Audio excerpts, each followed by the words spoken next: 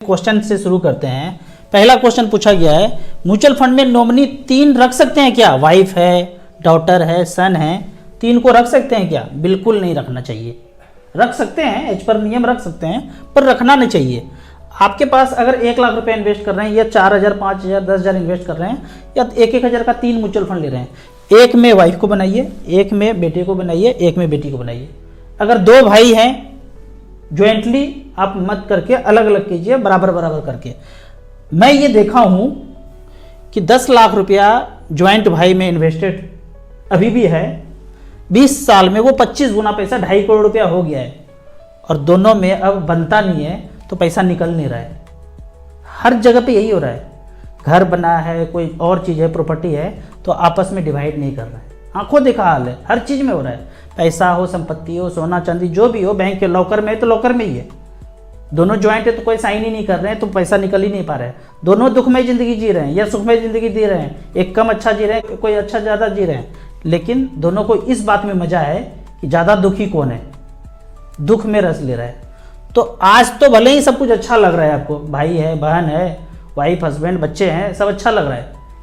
बाद में कब क्या हो जाएगा किसी को कुछ नहीं पता है। जो सबसे अच्छा दोस्त होता है उसको दुश्मन बनने में देर नहीं लगता है। तो सेपरेट रखिए, हमने सेपरेट रखा है, एक में एक, ज्वाइंट नहीं, अलग अलग, सबके नाम पे अलग अलग रखिए।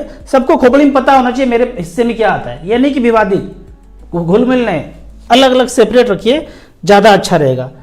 दूसरा क्वेश्चन है कि मैं इन्वेस्टमेंट एनजे के थ्रू कर रहा हूँ, क्या सेफ है?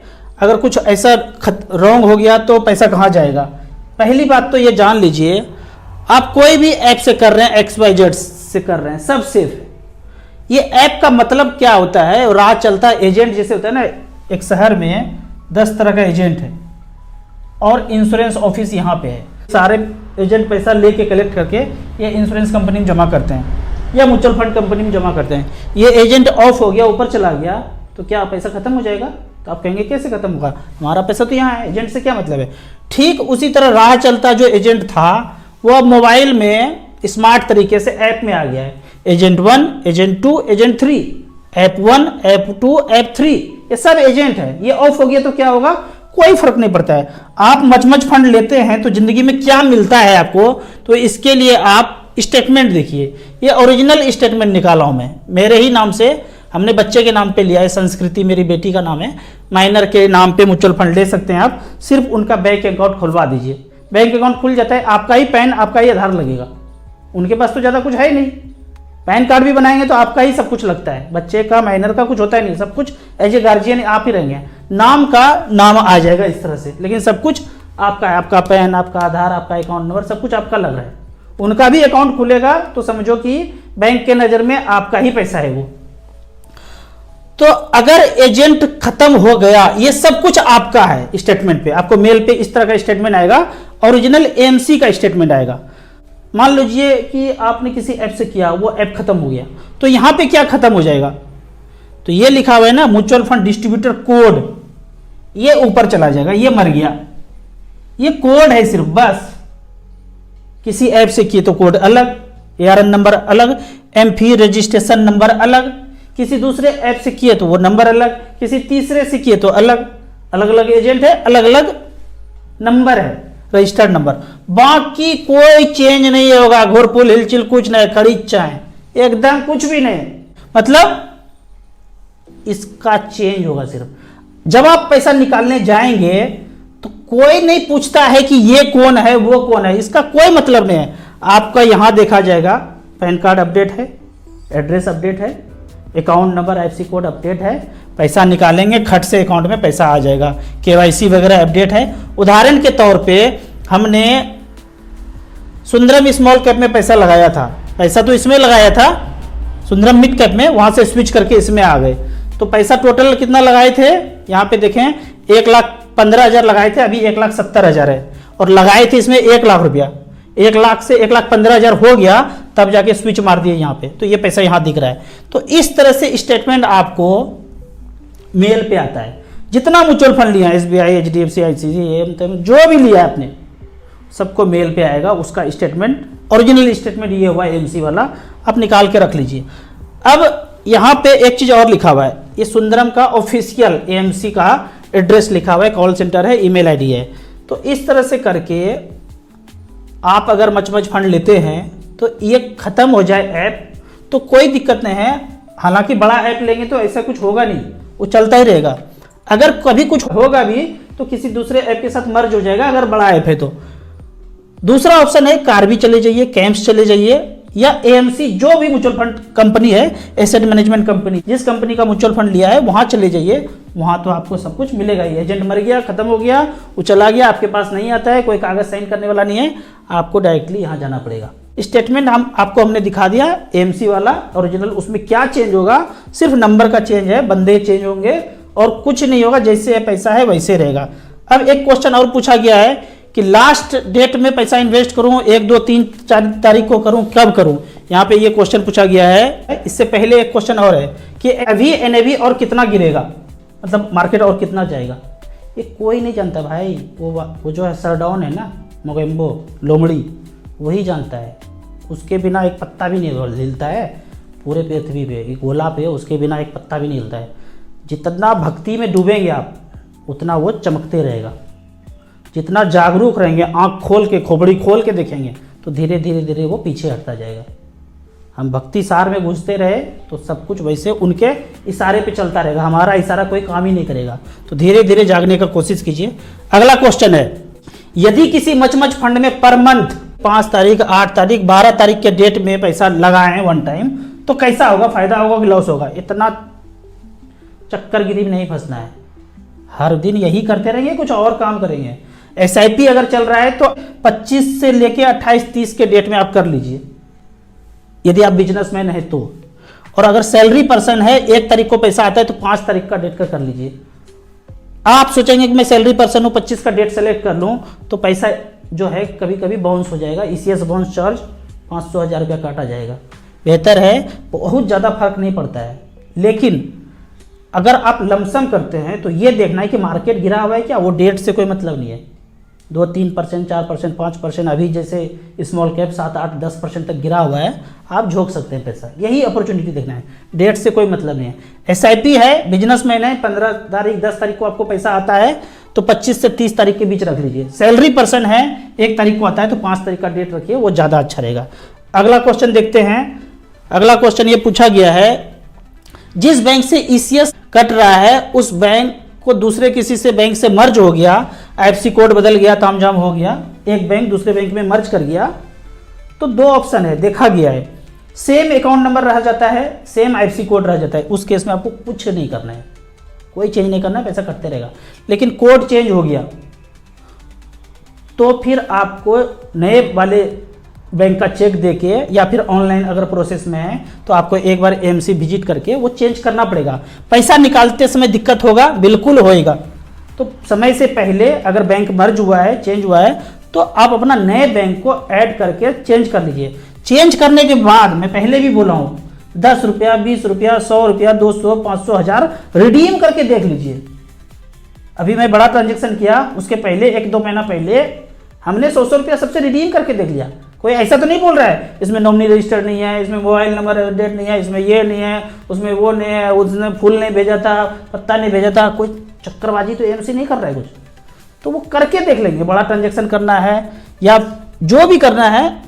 एज पर एग्जाम्पल आपको ये चीज़ आपको कोई नहीं बताएगा कि 100 रुपया रिडीम करके एग्जाम्पल के तौर पर देख लो 100 रुपया किया, अकाउंट में 4 दिन के बाद आ गया, अब कंफर्म हो गए। 10 लाख का, 20 लाख का जब जरूरत होगा बाद में निकाल लेंगे। अगला क्वेश्चन है, सर वॉरेन बफेट तो कहते हैं इंडेक्स फंड में इन्वेस्ट करो, अच्छा होता है, आप स्मॉल कैप बोल रहे हैं। ये बड़े बड़े नाम जो है ना, खतरनाक नाम है। वॉरेन बफेट का जब नाम याद आता है ना, तो आज से 10 साल पहले हम भी इनके फैन हुआ करते थे, अब नहीं है। अब किसी बड़े आदमी का हम फैन नहीं है। आँख खुला रखिए, खोपड़ी का ब्लूटूथ ऑन रखिए, हम तो रखते हैं। अब सुनिए इनका कहानी। जब भूतकाल आया था, भूतकाल पता ही है मैं इसको बोलता हूँ 19-20, मारधाड़ एक्शन से भरपूर।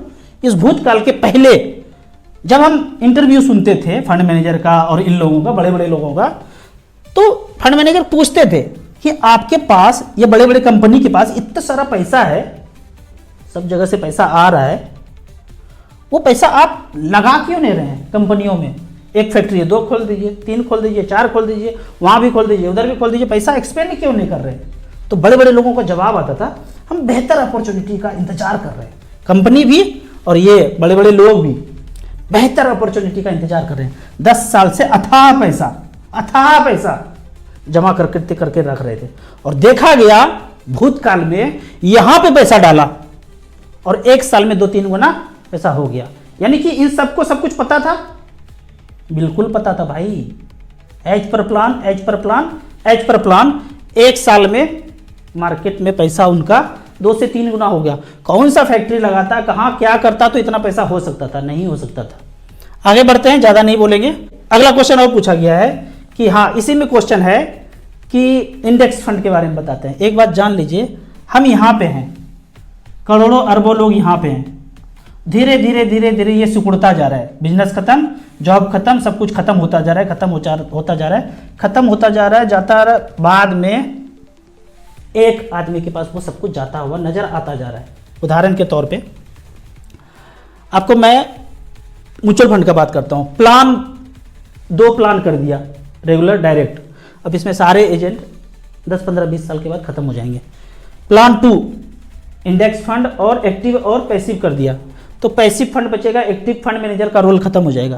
पहले एजेंट ऊपर जाएगा धीरे धीरे करके, फिर फंड मैनेजर खत्म होगा, उसके बाद प्लान 3 एएमसी खत्म होगा, फिर एक्सचेंज ट्रेडेड फंड बचेगा। सिर्फ कोई फंड नहीं रहा। ये लंबा खेल बता रहा हूं मैं, लंबा। धीरे धीरे करके ऐसे करके पिरामिड के तरफ में ऊपर 1 बचेगा, बाद में एक्सचेंज, इंडेक्स, उसके बाद क्या होगा हम नहीं सोच पा रहे हैं। और खोपड़ी का ब्लूटूथ ऑन होगा तो बाद में बताएंगे। इसको दूसरे उदाहरण से समझ जाते हैं। पहले आप फ्रूट्स का दुकान देखते थे, पहले भी ये बोला हूं, इस तरह से खाली फ्रूट्स हर जगह से, अनंत जगह से किसान लोग ला करके बेचते थे और सबके जेब में पैसा होता था। ये सब कुछ खत्म हो गया, विलुप्त हो गया। अब ये आ गया और ये एक ही जगह से आता है, 1 फैक्ट्री 2 फैक्ट्री इतना ही होगा। पर फ्रूट्स कितना जगह से आता था, कितने लोगों के पास समृद्धि था, वो समृद्धि धीरे धीरे करके 1 पे आके टिक गया। तो इसीलिए बोलता हूं जागते रहिए। अगला क्वेश्चन पूछा गया है, स्मॉल कैप में तो लमसम बंद है, आप बोल दिए कि झोंक दो पैसा। कैसे झोंक दें?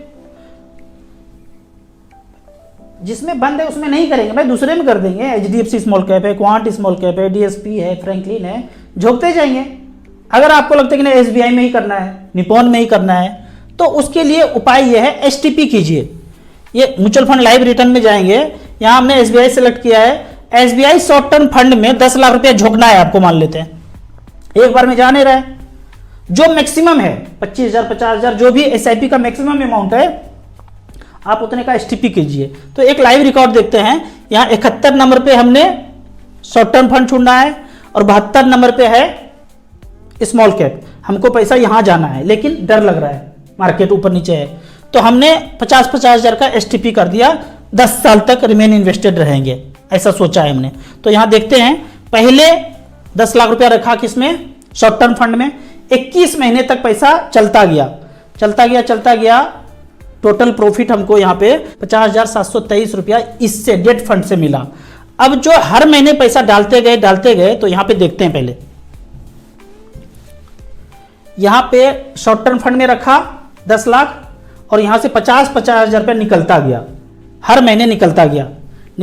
तो इधर जो है इसका वैल्यू कम होता जाएगा। धीरे धीरे जब कम होता गया, लास्ट में बता 29,000, पर आपने एसटीपी कितने का लगाया है 50,000 का, तो पैसा जाएगा नहीं, तो ये बचा रह गया। इतना सा पैसा डेट फंड में ही पड़ा रहेगा। अब ये जो पैसा 50,000 निकला, ये आपका एसबीआई स्मॉल कैप में जाता गया। 2013 में गया 50,000, फिर 50,000, फिर 50,000, इस तरह से करके ये जाता गया। और ये पैसा जब तक पैसा गया 16,23,000 हो चुका था। कब तक? 2015 तक 50,000 रुपया जाके बुक हो गया पैसा, शॉर्ट टर्म से निकल के सारा पैसा यहां पे चला गया। तो 2015 तक 16,23,000, उस तक 2015 तक। लेकिन आज देखेंगे, आज तो 2023 है, तो 2023 में यहां पे देखते हैं तो टोटल 10 लाख लगाए थे, करंट वैल्यू है 69 लाख है। टोटल प्रॉफिट कितना हुआ है, ये तामझाम में डेट फंड में रखे और यहां से एसटीपी करते गए, सिस्टमेटिक ट्रांसफर प्लान वहां तक जाते गए, तो 59 का प्रॉफिट हुआ है, टोटल रिटर्न जो मिला है 21% का रिटर्न मिला है। जबकि डेट फंड में अगर देखें, यहाँ पे डेट फंड का दिया होगा कि 10 लाख लगाए, 50-50 हज़ार रुपया जाता गया, टोटल जो प्रॉफिट हुआ डेट फंड से वो 1,723 रुपया हुआ। जब ये 29,000 रुपया बचा था वहां पे, वो पैसा बढ़ के आज 50,723 रुपया हुआ। 50,000 से कम है तो एसटीपी तो जाएगा नहीं, तो ये पैसा पड़ा रहा, वो बढ़ के इतना हो गया। इसको चाहिए तो निकाल सकते हैं, बाकी तो स्मॉल कैप में इतना पैसा टोटल वैल्यू जो है स्मॉल कैप में ये पैसा पड़ा हुआ ही है, 6933 है। तो इस तरह से करके डर लगता है तो एसटीपी का आप रास्ता